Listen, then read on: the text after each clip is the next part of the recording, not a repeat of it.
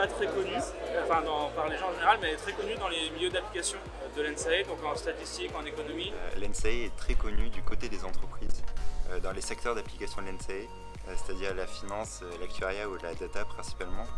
Ce sont des secteurs qui recrutent beaucoup et ils savent que l'ENSAE donne une formation de qualité. Aujourd'hui dans mon métier, même si j'ai fait un double diplôme avec HEC, c'est d'abord de mes compétences NSAE que je me sers et c'est d'abord celle-là que je valorise. Moi quand j'étais en prépa, j'ai longtemps hésité à passer l'NSAE devant les autres écoles. Je pense qu'il ne faut pas avoir peur de la spécialisation. C'est pas parce que l'école se vend en disant on est l'école de l'avocat ou de l'actuariat ou de la finance qu'il faut se dire ça ferme les débouchés que je peux avoir derrière. Vous pouvez avoir peur de vous enfermer dans une case en fait, qui est la case ingénierie très mathématique. Justement, l'ENSAE, ça permet d'avoir la double casquette mathématiques, économie, même sociologie. C'est une école qui offre une telle palette d'enseignements que vraiment on peut faire ce qu'on veut aujourd'hui avec l'ENSAE. On apprend une gamme large de compétences. On a la chance de pouvoir choisir dans quel domaine on veut travailler après cette formation. La spécialisation, c'est une chance d'être plus compétent dans un domaine que plutôt toucher un peu à tout et sans vraiment savoir ce qu'on fait. C'est vrai que quand on vient de prépa scientifique, on n'a jamais fait d'économie et du coup ça peut faire un peu peur de découvrir une nouvelle matière. Mais c'est quand même une matière très intéressante qui permet de s'intéresser à l'actualité. Et il ne faut pas avoir peur de faire que de l'économie parce que même si ça fait partie du cursus de l'ENSAE, on fait d'autres matières, notamment en premier semestre quand il y a l'harmonisation de l'économie pour les prépas scientifiques. On fait aussi des maths en même temps, donc pas de problème par rapport à ça.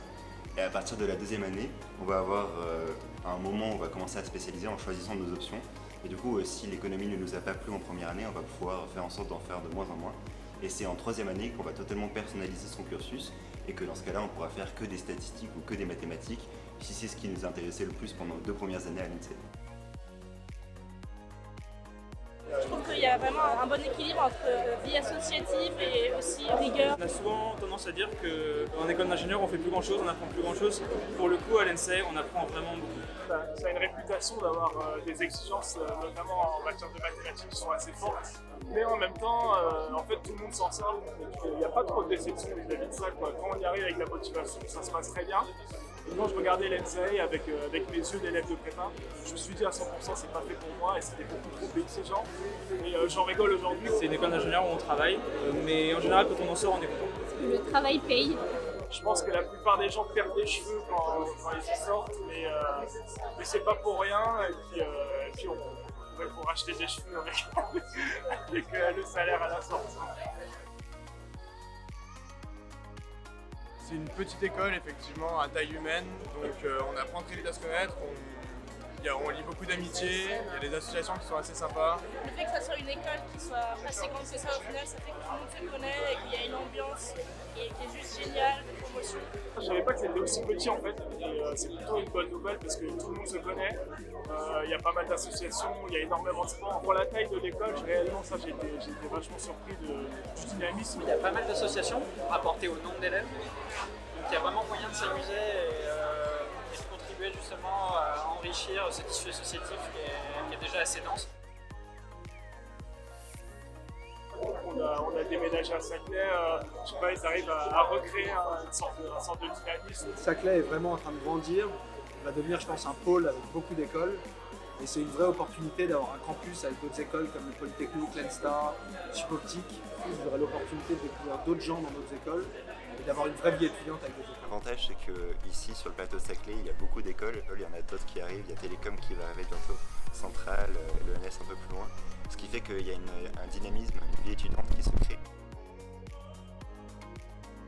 Très bonne formation si on veut continuer dans la recherche derrière. Juste au-dessus de l'ENSAE, au 4e étage, il y a le CREST qui est un laboratoire de recherche.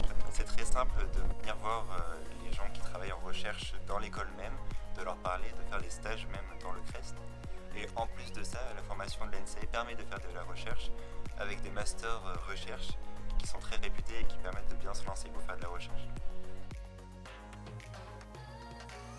J'ai passé le concours de la Banque de France pour être adjoint de direction. Je suis le président de la société Quantcube Technologies. C'est une société spécialisée en intelligence artificielle pour l'intelligence économique. Je suis le fondateur et le CEO de SIA Partners, un cabinet de conseil en stratégie et en management. management.